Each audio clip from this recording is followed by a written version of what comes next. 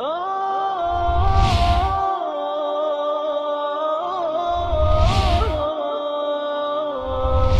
حامل القرآن.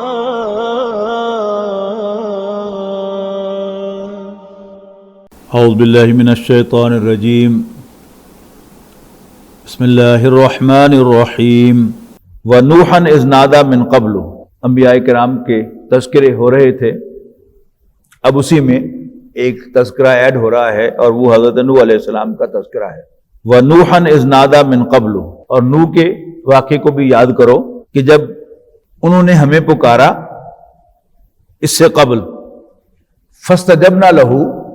تو ہم نے ان کی پکار کو ریسپونڈ کیا، ان کی دعا قبول کر لی. فَنَجَّيْنَاهُ وَأَهْلَهُ مِنَ الْكَرْبِ الْعَظِيمِ.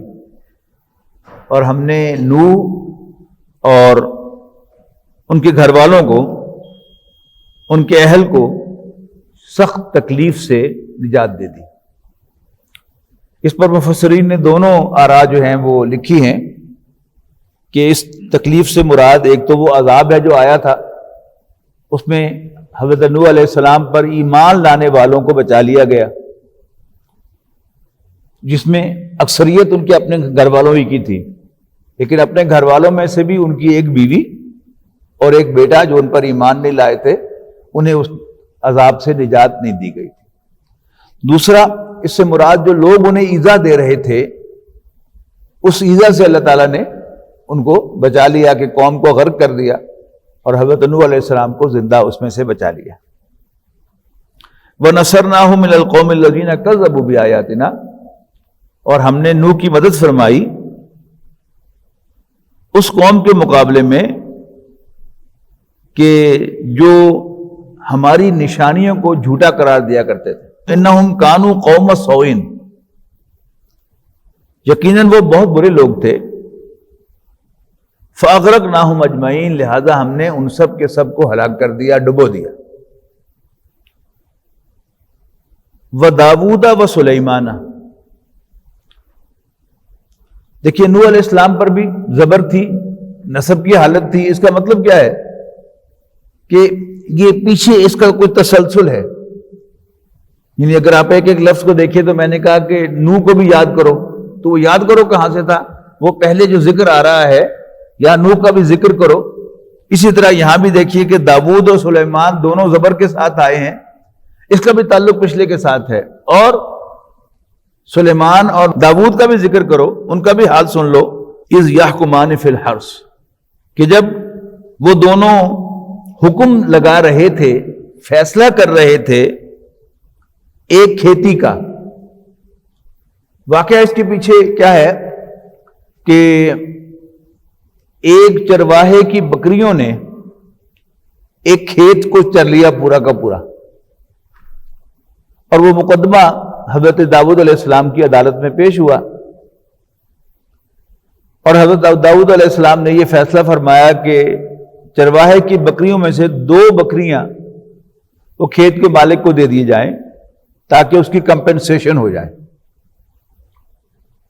حضرت سلیمان جو ان کے بیٹے تھے، دونوں اللہ کے نبی ہیں، انہوں نے کہا کہ اگر یہ فیصلہ میں کرتا تو میں کچھ اور فیصلہ کرتا. تو حضرت داؤد نے کہا بتاؤ تم کیا فیصلہ کرتے؟ تو حضرت سلیمان نے کہا کہ میں یہ فیصلہ کرتا کہ چرواہے کی بکریاں کھیت کے مالک کو دے دی جائیں کچھ عرصے کے لیے، اور جو بکریوں کا مالک ہے وہ کھیت کو پانی لگائے، اس کی دیکھ بھال کرے، اور جب یہ کھیت بڑھ کر پھر اسی حالت میں آ جائے کہ جس حالت میں وہ بکریوں کے چرنے سے پہلے تھا، تو پھر دونوں مالکوں کو ان کی چیز واپس کر دی جائے. بڑا کلاسیکل فیصلہ تھا. تو حضرت داؤد علیہ السلام نے اس پر کوئی ضد نہیں کی کہ نیانا نہ ہو تن کی بتا. تو انہوں نے ایک اچھا فیصلہ جو تھا، خواہ وہ بیٹے ہی کا تھا، اس کو قبول کیا اور پھر اسی کے مطابق فیصلہ کیا.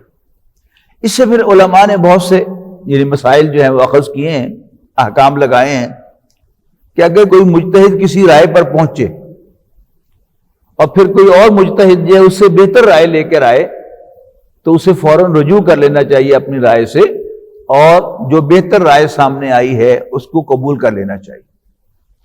لیکن یہ کام بالفعل ہے بڑا مشکل.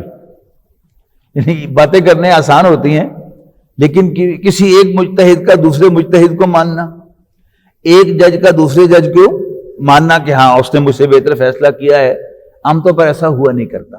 لیکن بہرحال حضرت داؤد علیہ السلام نے اپنے بیٹے حضرت سلیمان علیہ السلام کا فیصلہ قبول کیا، اور پھر یہی حکم جو ہے پھر دیا گیا، اور کہ بکریاں جو ہیں وہ کھیت کے مالک کو دے دی گئیں عارضی طور پر، اور بکریوں کے مالک سے کہا گیا کہ وہ کھیت کی دیکھ بھال کرے، اور جب وہ کھیت اوریجنل حالت پہ آ گیا تو پھر دونوں کو ان کی جائیداد واپس کر دی گئی.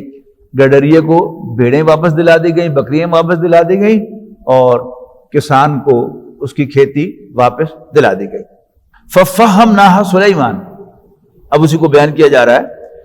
تو ہم نے اس کا فہم عطا کر دیا سلیمان کو، ہم نے اس کی سمجھ دے دی سلیمان کو. تو حضرت سلیمان علیہ السلام اس وقت اللہ کے نبی نہیں بنے تھے، ان دا سینس کہ ان پر ابھی وحی آنی شروع نہیں ہوئی تھی، لیکن اللہ تعالیٰ نے ڈائریکٹ ان کے دل میں یہ فیصلہ جو ہے وہ ڈال دیا. اس میں ایک بڑی اہم ہدایت ہے کہ ہمارے دل میں جو بھی کوئی اچھی بات آئے، یہ کوئی بات جسے انگریزی میں کہتے ہیں نا ٹو اکر، تو جب بھی کوئی اچھا خیال آئے، کوئی اچھا گمان ہو، یا انسان کسی اچھے فیصلے پر پہنچے، اسے کلک ہو جائے کوئی بات، تو وہ صاف اعتراف کرنا چاہیے، اس کو اپنی طرف منسوب نہیں کرنا چاہیے کہ دیکھو میں کیسا زبردست فیصلہ کیا.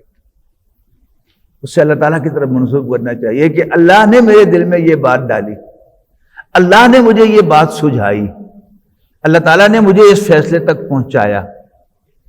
یعنی ایک تو اس میں حقیقت حال کا اظہار بھی ہے کہ انسان نے اپنے علم کی بنیاد پر، اپنے تجربے کی بنیاد پر وہ چیز نہیں لرن کی ہوتی، بلکہ اللہ تعالیٰ براہ راست دل میں ڈالتا ہے، اور پھر اس میں ایک برکت پیدا ہوتی ہے کہ پھر اللہ تعالیٰ اور علم عطا فرماتا ہے اور سوجھ بوجھ عطا فرماتا ہے، اگر انسان اپنی سوجھ بوجھ کو اللہ تعالیٰ کی طرف منسوب کرے.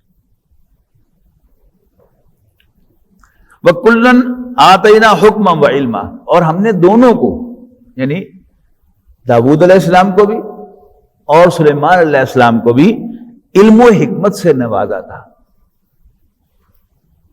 یعنی حضرت داؤد علیہ السلام کا فیصلہ بھی اگر دیکھیں تو غلط نہیں تھا کہ ایک فریق نے دوسرے فریق کو نقصان پہنچایا ہے تو اس کی کوئی کمپنسیشن تو ہونی چاہیے. تو انہوں نے کہا کہ جی بس اس نے اندازہ لگا کر کہ اس نے کھیت کو اتنا نقصان پہنچایا ہے اور وہ دو بکریوں کی قیمت ہے، لہذا 2 بکریاں اس کو دے دی جائیں. وہ بھی صحیح فیصلہ تھا. لیکن حضرت سلیمان علیہ السلام کا فیصلہ بیٹر فیصلہ تھا. یعنی حضرت داؤد علیہ السلام نے جو فیصلہ کیا تھا وہ بھی اللہ تعالیٰ کی دی ہوئی علم و حکمت کی بنیاد پر تھا، اور حضرت سلیمان علیہ السلام نے جو فیصلہ فرمایا وہ بھی اللہ تعالیٰ ہی کی عطا کردہ علم و حکمت کی بنیاد پر تھا. وَسَخَّرْنَا مَعَ داؤد الْجِبَالَ، اور ہم نے پہاڑوں کو داؤد کے حکم کا تابع بنا دیا تھا. کیسے؟ یسبحنا والطیرا، کہ پہاڑ بھی اور پرندے بھی حضرت داؤد علیہ السلام کے ساتھ اللہ کی حمد کیا کرتے تھے. یہ ذہن میں رہے کہ یہ تینوں کتابیں جو ہیں یہ بنی اسرائیل پر نازل ہوئی ہیں. حضرت موسیٰ علیہ السلام بھی اسرائیلی پیغمبر، حضرت داؤد علیہ السلام بھی اسرائیلی پیغمبر، اور حضرت عیسیٰ علیہ السلام بھی اسرائیلی پیغمبر. تورات جو ہے وہ احکام پر مشتمل ہے، سالڈ احکام، شریعت. زبور یہ اللہ تعالیٰ کی حمد کے ترانے ہیں. انجیل یہ حکمت و دانائی اور وعظ و نصیحت کی باتیں ہیں، اس میں شریعت نہیں ہے. اور حضرت عیسیٰ علیہ السلام کا یہ قول آج بھی بائبل میں موجود ہے کہ don't think I have come to break law, یعنی وہ قانون جو ہے وہ تو موسیٰ علیہ السلام کا تورات ہی کا جاری ہے، اور میں ان احکام کے تحت تمہیں وعظ و نصیحت کرنے اور حکمت کی باتیں بتانے کے لیے آیا ہوں. اور اگر آپ عیسیٰ علیہ السلام کے وعظ پڑھیں بائبل میں تو واقعتاً حکمت کے بھی اور وعظ و نصیحت کے بھی بہت بڑے خزانے ہیں. یہ اگر آپ دیکھیں نا یہ کرسمس کے موقع پر یا ایسٹر کے موقع پر یوٹیوب پر بھرپور موویز جو ہیں وہ آئی ہوتی ہیں حضرت عیسیٰ علیہ السلام کے بارے میں، ان کو دیکھ لیں، یا بائبل عام مل جاتی ہے اگر آپ کی نظر سے گزرے، شاید آپ نیٹ پر بھی ٹائپ کریں گے نیو ٹیسٹمنٹ، اولڈ ٹیسٹمنٹ، اور اسی طرح سامز آف ڈیوڈ. یہ سامز آف ڈیوڈ جو ہے یہ اصل میں زبور ہے اوریجنلی. اچھا اس پہ آپ دیکھیں گے اس میں بھی کوئی احکام نہیں ہے، صرف حمد کے ترانے ہیں. حضرت داؤد علیہ السلام کو اللہ تعالیٰ نے بہت سریلی اور ترنم والی آواز عطا فرمائی تھی، اور وہ اللہ تعالیٰ کی حمد کے ترانے گایا کرتے تھے، یعنی زبور شریف پڑھا کرتے تھے آواز بلند، اسے جیسے ہم کہتے ہیں قرات کے ساتھ اور تجوید کے ساتھ، تو وہ زبور پڑھتے تھے بڑی ترنم والی آواز میں، اور پہاڑ بھی وجد میں آ جاتے تھے اور وہ ساتھ ہلنا شروع کر دیتے تھے، اور پرندے بھی اور جانور بھی وجد میں آتے تھے اور حضرت داؤد علیہ السلام کے ساتھ اللہ کی حمد کرتے تھے، یعنی زبور پڑھتے تھے. تو فرمایا وَسَخَّرْنَا مَعَ دَاوُودَ الْجِبَالَ يُسَبِّحْنَ وَالطَّيْرَ، تو ہم نے مسخر کیا، تابع بنایا داؤد کے پہاڑوں کو اور پرندوں کو جو تسبیح کرتے تھے ان کے ساتھ. وَكُنَّا فَاعِلِينَ، اور ہم ہی ایسا کرنے والے تھے. اللہ تعالیٰ نے یہ جو ایک ایب نارمل چیز تھی اس کو یہاں اپنی طرف منسوب کیا ہے.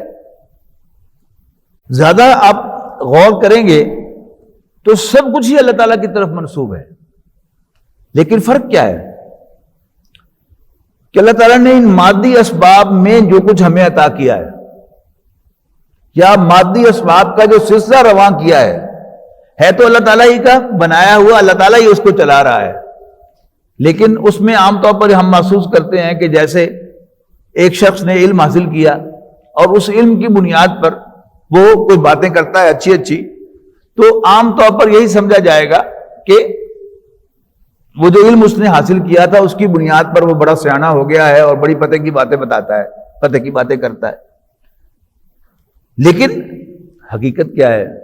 وہ بھی اس علم کی بنیاد پر نہیں کر رہا، اللہ تعالیٰ کا فضل ہے اس پر اس لیے کہ وہ باتیں کر رہا ہے. ورنہ آپ کو دیکھتے ہیں کہ شاید آپ کے بھی یہ آبزرویشن ہوگی کہ جو ٹاپرز ہیں اپنے ایکیڈیمک کیریئر کے، وہ اچھے پروفیشنلز نہیں ہوتے، عام طور پر اچھے استاد نہیں ہوتے.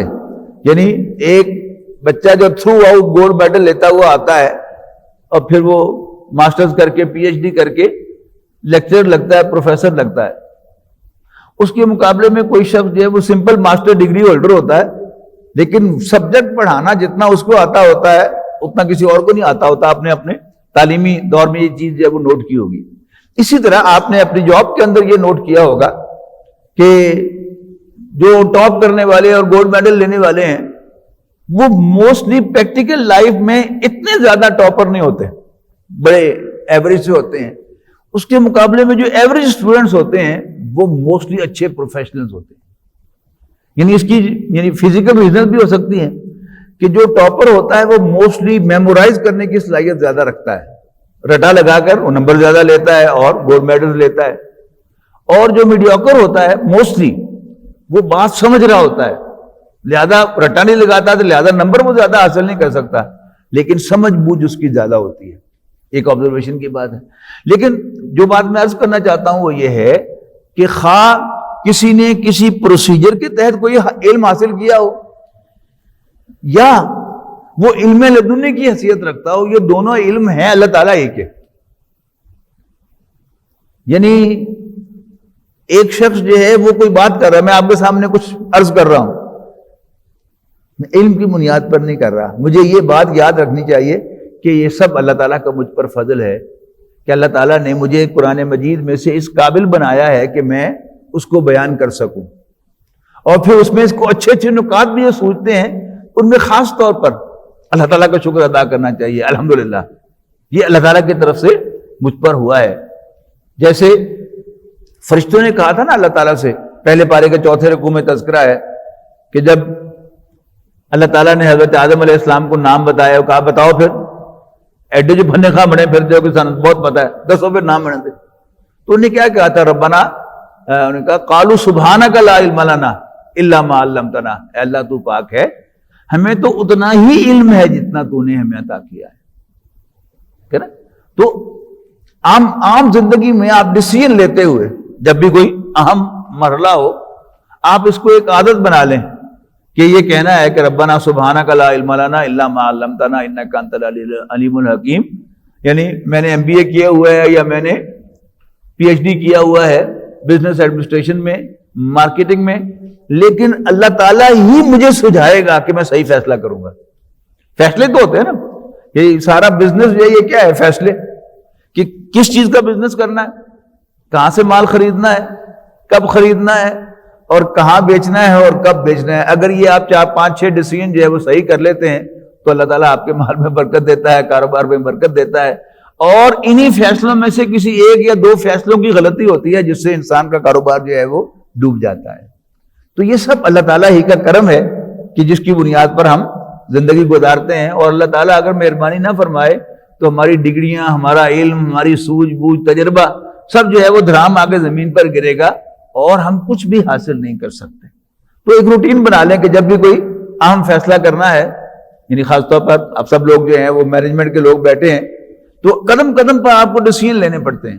جب بھی آپ میٹنگ میں جائیں تو یہ دعا پڑھ کے جائیں، ربنا سبحانک لا علم لنا الا ما علمتنا، یا سبحانک لا علم لنا الا ما علمتنا انک انت العلیم الحکیم، کہ یہ اللہ ہمیں کچھ پتہ نہیں، تو پاک ہے، ہمیں کچھ پتہ نہیں ہے، ہمیں تو اتنا ہی علم ہے جتنا علم تو ہمیں عطا کرتا ہے۔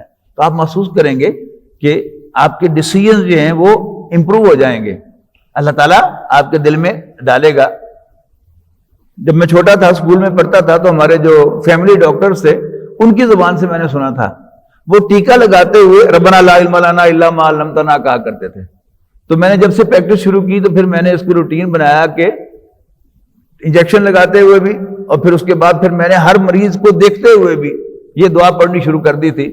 تو پھر اللہ تعالیٰ نے، کوئی میں بہت زیادہ کوئی ٹاپرز میں سے نہیں ہوں اور کوئی بہت زیادہ ذہین آدمی بھی نہیں ہوں، لیکن اللہ تعالیٰ نے ایک جو ہے وہ صحیح فیصلوں تک پہنچایا، ہاتھ جو ہے وہ صحیح چلایا اپنے علم کی بنیاد پر۔ میرا بگڑا کچھ نہیں لیکن مجھے اللہ تعالیٰ نے بہت عطا کیا۔ تو آپ حضرات سے بھی میری یہی درخواست ہے کہ اس کو اپنی روٹین بنائیں کہ اپنے علم کو اللہ تعالیٰ کی طرف منسوب کریں، اپنی سکل کو اللہ تعالیٰ کی طرف منسوب کریں، اپنے فیصلوں کو اللہ تعالیٰ کی طرف منسوب کریں، تو اس میں فیصلوں میں برکت آئے گی، اور انشاءاللہ آپ کے فیصلے صحیح بھی ہوں گے اور ٹو دی پوائنٹ بھی ہوں گے انشاءاللہ۔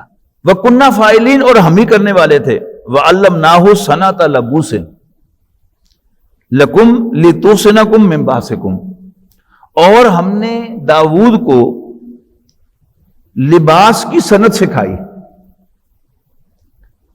لِتُحْصِنَكُمْ مِنْ بَأْسِكُمْ، تاکہ وہ تمہیں تمہاری لڑائی سے بچائے۔ عام جو روایت ہے وہ یہ ہے کہ حضرت داؤد علیہ السلام ذرا بختر کے موجد تھے۔ ذرا بختر ہوتے نا کہ آرمڈ کوٹ جسے کہتے ہیں، کہ جنگ کے اندر جو لباس پہنا جاتا ہے جو آپ کو تلوار کے وار سے محفوظ کرتا ہے، وہ کیا ہوتا ہے؟ لوہے کے لنکس ہوتے ہیں، یعنی ایک دوسرے کے ساتھ جڑے ہوئے۔ یہ ذہن میں رکھیے گا کہ بندوق کے آنے سے پہلے یہ بہت بڑی حفاظت تھی کہ اس پر تلوار جو ہے وہ وار کامیاب نہیں ہو سکا۔ راستے ہی میں وہ جو لوہے کی کڑیاں ہیں، وہ لنکس جو ہیں وہ روک لیں گے تلوار کو کھنڈا کر دیں گے، لیکن آپ محفوظ رہیں گے۔ اسی طرح سر کے اوپر جو ہیلمٹ ہے، یہ بھی یہی کام کرتا ہے کہ آپ کو چوٹ سے بچاتا ہے۔ تو ایک روایت تو یہ ہے کہ حضرت داؤد علیہ السلام یہ صنعت ذرا بختر کے موجد تھے، کہ سب سے پہلے انہوں نے ذرا بختر بنائی تھی۔ ایک دوسری رائے جو ہے وہ یہ ہے کہ اس سے ضروری نہیں ہے کہ اس سے مراد وہ ذرا بختر ہی کی ایجاد ہو، بلکہ کاروبار کرنا، اس کے موجد بھی حضرت داؤد علیہ السلام ہے۔ یعنی پہلے جو تھے بنیادی ہوتی تھی یا زراعت ہے یا صنعت ہے براہ راست، کہ کوئی جو ہے وہ لوہار ہے، وہ لوگوں کو سروسز دے رہا ہے۔ بارٹر سسٹم ذہن میں رکھیے کہ ایک بارٹر سسٹم تھا، ایک لوہار ہے کہ جو لوہے کی چیز پرووائڈ کر رہا ہے، اور ایک کسان ہے جو ہل چلا رہا ہے، وہ غلہ دے رہا ہے، ایک شخص ہے کہ جو سوت کاٹ رہا ہے اور پھر کھڈی پہ کپڑا بنا رہا ہے، وہ کپڑا دے رہا ہے، آپس میں چیزیں ایکسچینج ہو رہی ہیں۔ لیکن پھر کاروبار کی صنعت، اس کے موجب جنہیں وہ حضرت داؤد علیہ السلام ہے کہ جب معاشی بہتری آتی ہے تو پھر لڑائی جھگڑے جو ہے وہ کم ہو جاتے ہیں. یہ جو ہے کہ تمہاری لڑائی سے تمہیں بچائے، اس سے مراد انہوں نے وہ لیا ہے، لیکن زیادہ رائے جو ہے وہی ہے کہ حضرت داؤد علیہ السلام زرہ بکر کے موجد ہیں. فہل انتم شاکرون، تو کیا تم پھر شکر ادا کرو گے. ولی سلیمان الریحا، یعنی حضرت داؤد علیہ السلام کو اللہ تعالیٰ نے پہاڑوں اور پرندوں پر ایک کنٹرول دیا تھا کہ وہ ان کے ساتھ گاتے تھے، ان کی پیروی کرتے تھے. لیکن حضرت سلیمان علیہ السلام کو اللہ تعالیٰ نے تیز ہواؤں پر ایک کنٹرول دیا. ولی سلیمان الریحا عاصفۃ، اور ہم نے سلیمان کو عطا کی فرما روائی تیز ہوا پر، تجری بامرہ الی الارض التی بارکنا فیہا، جو چلتی تھی اس سرزمین کی طرف جس کو ہم نے برکت عطا فرمائی ہے. یعنی حضرت سلیمان علیہ السلام بہت بڑے بادشاہ تھے، تو وہ اپنی سلطنت کا جب دورہ کرتے تھے تو جب ختم ہوتا تھا دورہ تو وہ ہوا کو حکم دیتے تھے. ایک تخت بنوایا ہوا تھا انہوں نے، اس پر وہ سوار ہوتے تھے اور ہوا کو حکم دیتے تھے بھائی لے جاؤ مجھے واپس اب. تو وہ فلسطین میں ان کو ہوا جو ہے وہ لے آتی تھی، یعنی مہینے کا سفر جو ہے وہ منٹوں کے اندر جو ہے ہوا، تیز ہوا وہ انہیں پہنچا دیتی تھی. اب ذہن میں رکھیے گا کہ عام ہمارے یہاں جب آندھی باندھی آتی ہے تو 70 80 100 کلومیٹر تک وہ رفتار ہوتی ہے. تو ان کا سفر کہاں تک ہوتا تھا؟ فلسطین سے لے کر یمن تک وہ سفر کرتے تھے. ان کی سلطنت جو ہے وہ وہاں تک تھی. اور پھر اگر یہ سارا فاصلہ جو ہے وہ چند گھنٹوں میں طے ہو جائے تو پھر یہ کیا تھا؟ اللہ تعالیٰ کے طرف سے ان کے لیے بہت بڑی آسانی. وَكُنَّا بِكُلِّ شَيْءٍ عَالِمِينَ، اور ہم ہر چیز سے خبردار تھے. یعنی ہوا پر انہیں کنٹرول دیا تھا، لیکن ایسا نہیں تھا کہ ہوا اب پوری حضرت داؤد علیہ السلام پہ کنٹرول میں چلی گئی تھی اور اللہ تعالیٰ کو پتہ ہی نہیں تھا کہ وہ ہوا کہاں سے کہاں پھر رہے ہیں. نہیں، ہمیں ہر چیز کا علم تھا. وَمِنَ الشَّيَاطِينِ مَن يَغُوصُونَ لَهُ وَيَعْمَلُونَ عَمَلًا دُونَ ذَلِكَ، یہاں شیاطین سے مراد جن ہے. اللہ تعالیٰ نے جنوں کو بھی حضرت سلیمان کا تابع بنایا تھا. کیا کرتے تھے وہ؟ مَن يَغُوصُونَ لَهُ، جو ان کے لیے غوطے لگاتے تھے. وَيَعْمَلُونَ عَمَلًا دُونَ ذَلِكَ، غوطہ لگا کر کیا کرتے تھے کہ سمندر کی تہہ میں سے وہ ہیرے جواہرات لے کے آ کے سلیمان علیہ السلام کے سامنے پیش کر دیتے تھے. اب ایک سلطنت چلانے کے لیے جو وسائل کی ضرورت ہوتی ہے تو اللہ تعالیٰ ان کو اس طریقے سے وہ وسائل جو ہے فراہم کرتا تھا کہ جنات غوطے لگا کر ان کے لیے مال و دولت سمندر کی تہہ میں سے نکال کے لے آتے تھے. وَيَعْمَلُونَ عَمَلًا دُونَ ذَلِكَ، اور اس کے علاوہ بھی ان کے بہت کام کرتے تھے. وہ کیا تھے؟ یعنی یہ جو ہیکل سلیمانی ہے، یعنی ہماری جو مسجد اقصیٰ ہے، اس جگہ پر حضرت سلیمان علیہ السلام نے ہیکل سلیمانی بنایا تھا. ایک بہت بڑی مسجد بنائی تھی، بہت بڑا عبادت خانہ بنایا تھا، اور اس کی سپرویژن کرتے ہوئے بھی یہی حضرت سلیمان علیہ السلام کا وصال ہو گیا تھا. یعنی ایک لاٹھی کے سہارے وہ یوں کر کے کھڑے تھے اور سپروائز کر رہے تھے، اور جنات وہ عمارت تعمیر کر رہے تھے. تو وہیں پر حضرت سلیمان کی موت واقع ہو گئی، اور چونکہ وہ لکڑی کے سہارے پر کھڑے تھے، گرے نہیں، تو نیچے سے ایک دیمک نے چاٹنا شروع کر دیا اس لاٹھی کو، اور جب وہ بالکل کرمبل ہو گئی تو حضرت سلیمان علیہ السلام دھڑام سے زمین پر گر پڑے. تو اس پر قرآن مجید میں ہے کہ کہا انہوں نے، جنات نے، کہ ہو اگر ہمیں پتا ہوتا تو پھر ہم اس تکلیف میں مبتلا نہ رہتے کہ ہم جو ہیں وہ دھڑا دھڑ کام کر رہے ہیں، ادھر سے ادھر، ادھر سے ادھر. پتہ چل جاتا کہ سلیمان مر گیا ہے تو ہم چپ کر کے گھروں کو چلے جاتے. یعنی ان کو پتہ ہی نہیں چلا. تو جو ان کے لیے غوطے لگاتے تھے، وَيَعْمَلُونَ عَمَلًا دُونَ ذَلِكَ، اور اس کے علاوہ بھی ان کے لیے بہت سے کام کرتے تھے. وَكُنَّا لَهُمْ حَافِظِينَ، اور ہم ان کے محافظ تھے. وَأَيُّوبَ إِذْ نَادَى رَبَّهُ أَنِّي مَسَّنِيَ الضُّرُّ وَأَنْتَ أَرْحَمُ الرَّاحِمِينَ. یہ ایوب علیہ السلام قوم تھے، یہ اسرائیلی نہیں تھے. یعنی حضرت اسحاق کے ایک بیٹے تو یعقوب علیہ السلام ہے نا، اور حضرت یعقوب کا لقب ہے اسرائیل. حضرت یعقوب سے بڑے بیٹے تھے عیسو، ان کی اولاد میں سے تھے حضرت ایوب علیہ السلام.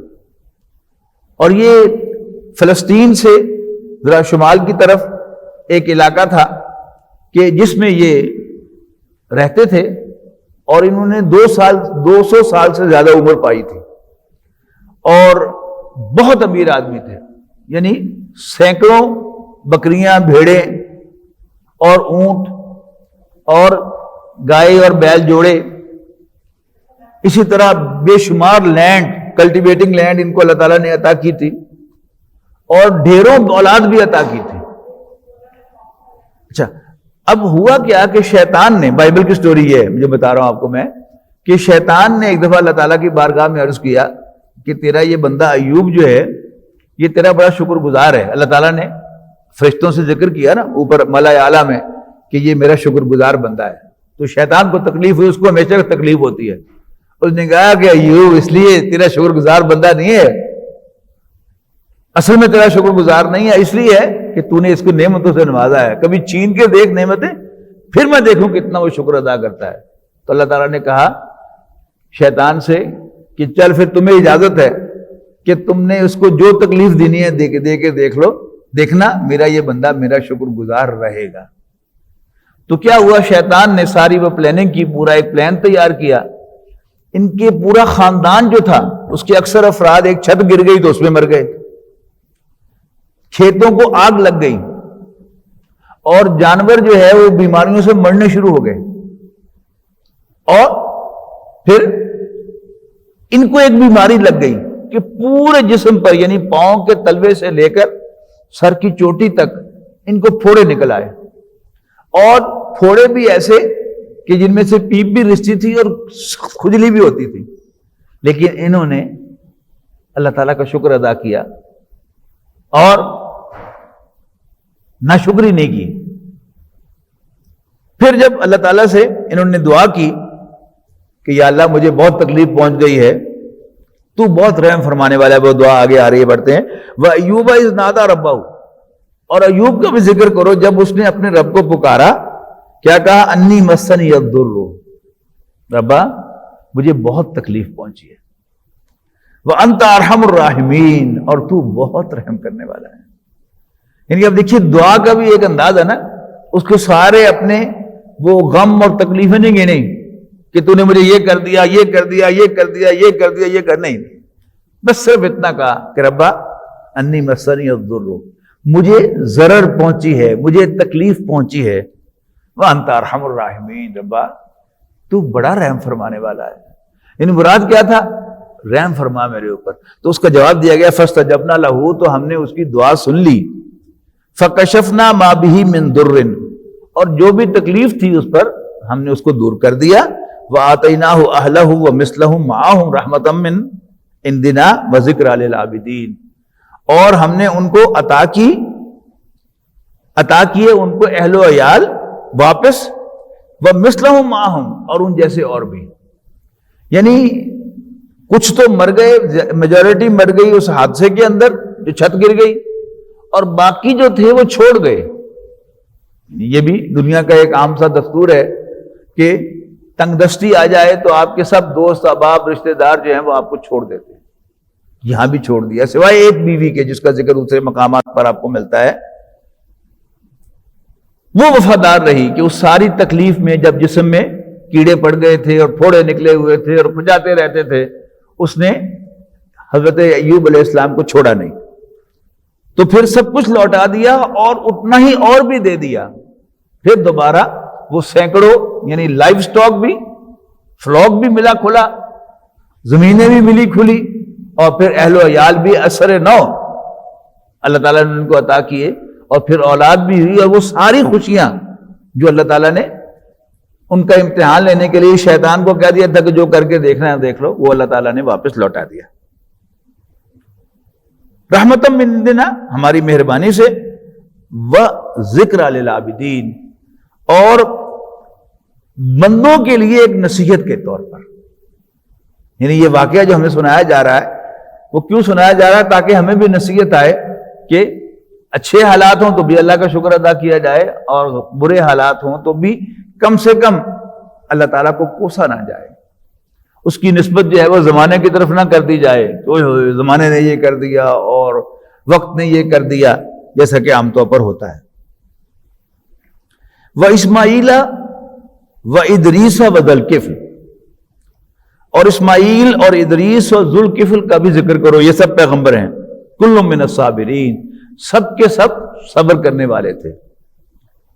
اور یہ میں نے پہلے بھی کئی دفعہ ذکر کیا ہے کہ صبر کے دو معنی ہیں، یعنی انگریزی کے دو ایکسپریشن کو عربی کا لفظ صبر کور کرتا ہے، پیشنس بھی اور اسٹیڈ فاسٹنس بھی. فرق دونوں میں کیا ہے؟ پیشنس ہوتا ہے کسی واقعے کے پیش آ جانے کے بعد اس پر واہ ویلا نہ کرنا، شور نہ بجانا، بلکہ اس کو جھیلنا اور برداشت کرنا. اسٹیڈ فاسٹنس کیا ہے؟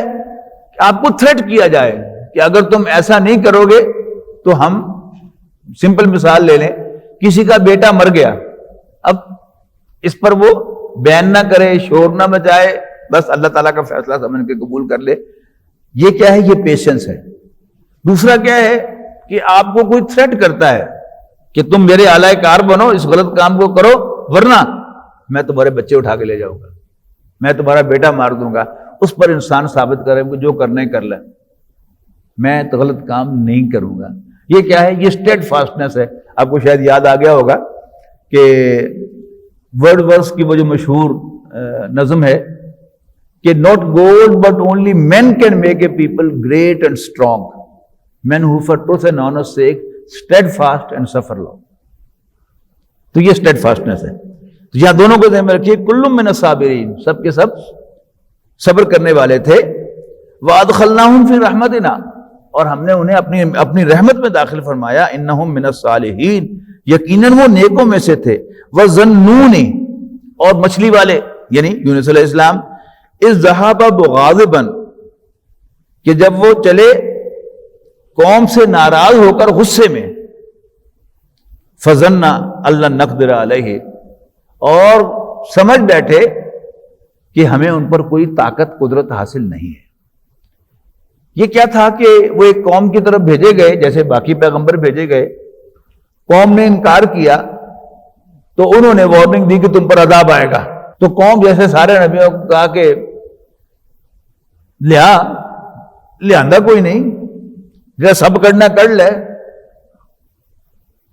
انہیں اطلاع ہو گئی اللہ تعالیٰ کی طرف سے کہ اب ٹھیک ہے، ہم تمہیں نکال لیں گے اور اس قوم کو ہلاک کر دیں گے. اب رسولوں کے سلسلے میں قاعدہ یہ ہے کہ کسی رسول کو اللہ تعالیٰ کی ایکسپریس پرمیشن کے بغیر جس جگہ اسے بھیجا گیا ہے وہاں سے نکلنے کی اجازت نہیں. لہذا حضرت سلیمان علیہ السلام سے یہ سہو ہو گئی کہ حالانکہ فیصلہ سامنے آ چکا تھا کہ اب اس قوم پر عذاب آنا ہے، تو انہوں نے اللہ تعالیٰ کا وہ ایکسپریس فیصلہ اس کا ویٹ نہیں کیا، بلکہ غصے میں آ کر کہ جاؤ کھاؤ کسمانو، کیسے کہتے ہیں نا، میں چلے جائے. پھر وہاں سے نکلے اس بستی میں سے اور ساحل سمندر پر گئے اور ایک کشتی تیار کری تھی اور اس کشتی پر سوار ہو گئے. اور پھر جب کشتی جو ہے وہ عین بیچ سمندر کے پہنچی، وہ تیز ہواؤں کی بھنور میں پھنس گئی. ذہن میں رکھیے گا کہ لانچز تو اس وقت ہوتی نہیں تھی، سب بادبانی جہاز ہوتے تھے، وہ ہوا کے ساتھ ہی اس کو کنٹرول کیا جاتا کہ بادبانی، اس جو بادبان ہے اس کو یوں کیا تو اس نے یوں مڑ جانا ہے، یوں کیا تو اس نے یوں مڑ جانا ہے، نیچے کر لیا اوپر کر لیا، سارا اسی سے کنٹرول ہوتا تھا. پھنس گئے تو اللہ نے اعلان کیا کہ کشتی جب بھنور میں آتی ہے تو اس پر کوئی غلام سوار ہوتا ہے کہ جو اپنے مالک سے بھاگ کر آیا، بتاؤ تم میں سے کون ہے؟ تو حضرت یونس علیہ السلام کو فوراً سٹرائک ہو گیا کہ دس از می، یہ میں ہی ہوں. انہوں نے کہا جی میں ہوں. اب سب جانتے تھے کہ یہ غلام تو نہیں ہے، تو آزاد آدمی ہے. یعنی حضرت یونس علیہ السلام کو مراد تھا کہ میں اللہ کا غلام ہوں اور میں اس کی اجازت کے بغیر بھاگ کے آیا ہوں. تو انہوں نے کہا کہ نہیں، بار بار کہا کہ نہیں. انہوں نے کہا قرآن ڈال دو، قرآن ڈالو تو ان کا نام آیا. تو انہوں نے کہا کہ نہیں ہم جانتے ہیں کہ تم تو غلام نہیں ہو. انہوں نے کہا پھر کر لو. پھر قرآن میں ان کا نام آیا، بار بار قرآن ڈالا، ان کا نام لایا، آخر پھر ملا نے ان کو پکڑ کر سمندر میں پھینک دیا. اب وہاں اللہ تعالیٰ نے وہ مچھلی تیار کھڑا کی ہوئی تھی، بڑے یعنی ویل مچھلی جو ہے یہ اتنی بڑی ہوتی ہے کہ وہ پورے ایک انسان کو نگل کر پیٹ میں لے جائے. تو اس کو اللہ تعالیٰ نے تیار رکھا ہوا، اس نے منہ کھولا ہوا تھا تو اس کو اجازت نہیں تھی ان کو چبانے کی، تو سیدھا سیف ان کو اندر لے جانے کی اجازت تھی اسے. تو اس نے منہ کھولا ہوا تھا تو یہ سیدھے اس کے پیٹ میں چلے گئے اور وہاں اللہ تعالیٰ نے ان کو قید کر دیا. تو حضرت یونس علیہ السلام کی پرزن جو تھی وہ مچھلی کا پیٹ تھا. تو کیا ہوا؟ وَظَنُّونِي إِذْ ذَهَبَ مُغَاضِبًا فَظَنَّ أَن لَّن نَّقْدِرَ عَلَيْهِ فَنَادَىٰ فِي الظُّلُمَاتِ. اور اندر پہنچ کر ان کو احساس ہوا کہ اللہ تعالیٰ نے مجھے سزا دی ہے، مجھے قید کر دیا ہے. تو پھر اللہ تعالیٰ سے انہوں نے معافی مانگی. کن الفاظ میں معافی مانگی؟ کہ جب انہوں نے پکارا اندھیروں کے اندر، یعنی مچھلی کے پیٹ میں جو اندھیرے تھے ان کے اندر، اللہ الہ الا انت سبحانک، کہ تیرے سوا کوئی عبادت کے لائق نہیں، تو پاک ہے، انی کنت من الظالمین، یقیناً میں ہی زیادتی کرنے والا تھا. فاستجبنا لہ، تو ہم نے ان کی دعا کو سن لیا. اب دیکھیں اس سارے رکوع میں آپ دیکھ رہے ہیں کہ ہر نبی کے تذکرے میں پھر کیا آ رہا ہے؟ فاستجبنا لہ. اس نے دعا کی تو ہم نے اس کی دعا قبول کر لی، اس نے دعا کی تو ہم نے اس کی دعا قبول کر لی، اس نے التجا کی تو ہم نے پھر اس کو رسپونڈ کیا. فاستجبنا لہ، تو ہم نے ان کی دعا سن لی. فنجیناہ من الغم، اور ان کو تکلیف سے نکال لیا. وَكَذَلِكَ نُنْجِي الْمُؤْمِنِينَ، اور ہم مومنوں کو ایسے ہی بچایا کرتے ہیں، نجات دیا کرتے ہیں. وَزَكَرِيَّا، اور زکریا علیہ السلام، اِذْ نَادَىٰ رَبَّهُ، جب انہوں نے بھی اپنے رب کو پکارا، ربی لا تذرنی فردن، ربا مجھے اکیلا نہ رکھ، اکیلا نہ چھوڑ. وَأَنْتَ خَيْرُ الْوَارِثِينَ، اور تو بہترین وارث ہے. یہ کیا تھا کہ حضرت زکریا علیہ السلام بے اولاد تھے، ان کی بیوی بانجھ تھی جوانی میں بھی، اور اب بوڑھی ہو گئی تھی. اب کیا ہوا کہ حضرت مریم سلام علیہا کی والدہ نے نظر مانی ہوئی تھی کہ میری پیٹ میں جو بچہ ہے، حضرت مریم جب ان کے پیٹ میں تھی، تو میں اس کو تیری نظر کروں گی اور اس کو دنیا کے جھمیلوں سے آزاد کروں گی. یہ کیا تھا؟ یہ پرانی روایت تھی کہ کوئی شخص جو ہے وہ ترک دنیا کر کے، کہ دنیا کا کوئی کاروبار نہیں، وہی ہیکل سلیمانی جو حضرت سلیمان نے تعمیر کیا تھا، وہ اس کے لیے وقف ہو جاتا تھا، دین کا علم حاصل کرتا تھا، پھر تبلیغ کا کام کرتا تھا، یعنی ڈیووٹڈ ٹو ریلیجن. لیکن جب بچی پیدا ہوئی، ڈیلیور کیا انہوں نے، وہ بچی تھی، لیکن حضرت مریم کی والدہ نے اپنی اس نظر میں کمی نہیں کی. انہوں نے کہا یہ بچی ہے یا جو کچھ بھی ہے، انہوں نے بھیج دیا اس کو ہیکل کے اندر. اب ہیکل کے اندر جب وہ آئیں تو یہ واحد لڑکی تھی اس ہیکل کے اندر، باقی سب مرد تھے. اچھا، اب جو ان کی روحانی عظمت تھی ان پادریوں کی، ہیکل کے جتنے بھی پریسٹ تھے، جس کا اندازہ اس سے بھی ہوتا ہے کہ بچپن میں انہوں نے رسول اللہ صلی اللہ علیہ وسلم کو پہچان لیا، بحیرہ راہب نے، کہ یہ وہی نبی ہے، آخری نبی جو آنے والا ہے. تو ابو طالب سے کہا تھا کہ اس کو واپس لے جاؤ. یاد ہے نا پورا واقعہ حضور صلی اللہ علیہ وسلم کی سیرت کا. تو ان پادریوں نے حضرت مریم میں دیکھا کہ یہ بڑی نورانی بچی ہے، عام کڑی نہیں ہے، یہ بڑی خاص لڑکی ہے. تو ہر پادری کی خواہش تھی کہ یہ میرے سپرویژن میں، یعنی اس کا مینٹور میں بنوں. پھر قرآن ڈالا گیا باقاعدہ ہیکل کے اندر، اور وہ قرآن حضرت زکریا کے نام نکلا، کہ تو جو حضرت مریم کے خالو بھی تھے. اب چونکہ یہ واحد لڑکی تھی لہذا مکسنگ نہیں ہونی تھی، تو ان کو علیحدہ چیمبر دیا گیا، حصہ دیا گیا ہیکل کا، کہ اس میں وہ رہتی تھی، اور وہ لاکڈ ہوتا تھا. حضرت زکریا کے پاس چابی ہوتی تھی. یہ خود جو ہے جب واز وغیرہ ہوتے تھے وہ تو ظاہر پردے میں بیٹھ کے وہ سن لیتی تھی، لیکن حضرت زکریا روز جاتے تالا کھول کر اندر اور خیر خیریت جا کے دریافت کرتے. دیکھتے کیا کہ ان کے پاس تازہ پھل پڑے ہوئے ہیں، حالانکہ وہ چیمبر لاکڈ ہے، کہیں سے کوئی جا نہیں سکتا. تو ایک دن پوچھ لیا کہ مریم، یا مریم انا لک ھذا، مریم یہ سب کچھ تمہارے پاس کہاں سے آ جاتا ہے؟ تو حضرت مریم نے کہا ہوا من عند اللہ، یہ اللہ کے پاس سے آتا ہے. اس وقت حضرت زکریا نے دعا کی کہ ربا اگر تو اس بچی کو بند کمرے میں پھل دے سکتا ہے تو کیا مجھے بانجھ عورت سے، جبکہ وہ بوڑھی بھی ہو گئی اور میں خود بھی بوڑھا ہو گیا ہوں، بیٹا نہیں دے سکتا؟ تو یہاں ان کی وہ دعا ہے کہ ربی لا تذرنی فردن، مجھے اکیلا نہ رکھ. وانت خیر الوارثین، اور تو بہترین وارث ہے. اچھا، اس میں ایک خاص بات نوٹ کیجئے گا، پہلے بھی میں نے نوٹ کروایا، اب واضح الفاظ میں کہہ رہا ہوں کہ اللہ تعالیٰ تو ہمارے دلوں کے حالوں کو جانتا ہے، تو تفصیل نہیں کرتے اللہ تعالیٰ کے ساتھ کہ تو مجھے وارث دے دے، تو بہترین وارث ہے. بس اشارہ کہ مجھے اکیلا نہ چھوڑ، تو بہترین وارث ہے، باقی اللہ نے ساری گل پتہ ہے. فاستجب، پھر وہی بات، فاستجبنا لہ، تو ہم نے ان کی دعا قبول کر لی. ووہبنا لہ یحییٰ، اور ہم نے ان کو یحییٰ عطا کی ہے. علیہ السلام وَأَصْلَحْنَا لَهُ زَوْجَهُ، اور ہم نے ان کے لیے ان کی بیوی کی بیماری انفرٹیلٹی ٹھیک کر دی، اصلاح کر دی اس کی. اِنَّهُمْ كَانُوا يُسَارِعُونَ فِي الْخَيْرَاتِ، یہ جو سارے جن کا ذکر ہوا ہے یہ سب نیکیوں میں سبقت لے جانے والے تھے. وَيَدْعُونَنَا رَغَبًا وَرَهْبًا، اور یہ ہمیں پکارتے تھے رغبت کے ساتھ اور ڈرتے ہوئے. وَكَانُوا لَنَا خَاشِعِينَ، اور یہ سب کے سب ہم سے ڈرتے تھے. وَالَّتِي أَحْصَنَتْ فَرْجَهَا، اور وہ عورت جس نے اپنی شرمگاہ کی حفاظت کی. فَنَفَخْنَا فِيهَا مِن رُوحِنَا، اور اس میں ہم نے ان کے فرج میں اپنی روح میں سے، اپنے حکم میں سے پھونک دیا. یعنی نارملی بچہ پیدا کرنے کے لیے کیا ہے، وہ کانٹیکٹ کا ایک ذریعہ ہے کہ اللہ تعالیٰ مرد کا نطفہ جو ہے اس کانٹیکٹ کے ذریعے عورت کے رحم میں پہنچاتا ہے. لیکن یہاں تو مرد کا کانٹیکٹ ہی نہیں، اللہ تعالیٰ کا حکم آ گیا اس کی جگہ پر. تو فنفخنا فیہا من روحنا، ہم نے اس میں اپنی روح میں سے یعنی اپنے حکم میں سے پھونک دیا. وجعلناها وابنها آیۃ للعالمین، اور ہم نے اس عورت اور اس کے بیٹے کو تمام جہانوں کے لیے نشانی بنا دیا، یعنی حضرت عیسیٰ علیہ السلام کو اور حضرت مریم کو. ان هذه امتکم امۃ واحدۃ، بے شک تمہاری یہ جماعت ساری کی ساری ایک ہی جماعت ہے. جماعت انبیاء یہ سب کیا ہے، یہ ایک جماعت ہے. اسی میں اشارہ ہے بنی اسرائیل کے لیے بھی کہ خواہ حضرت ابراہیم سے پہلے کے پیغمبر ہوں، خواہ بعد کے پیغمبر ہوں، خواہ اسرائیلی ہوں یا غیر اسرائیلی ہوں، یہ سب کی سب ایک جماعت ہے.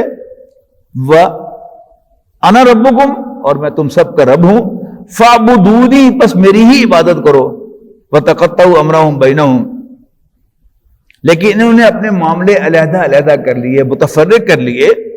کُلٌّ إِلَيْنَا رَاجِعُونَ، تو سب کے سب ہماری ہی طرف رجوع کرنے والے، ہماری ہی طرف لوٹ کر آنے والے ہیں. بارک اللہ لی ولکم فی القرآن العظیم ونفعنی وإیاکم بالآیات والذکر الحکیم.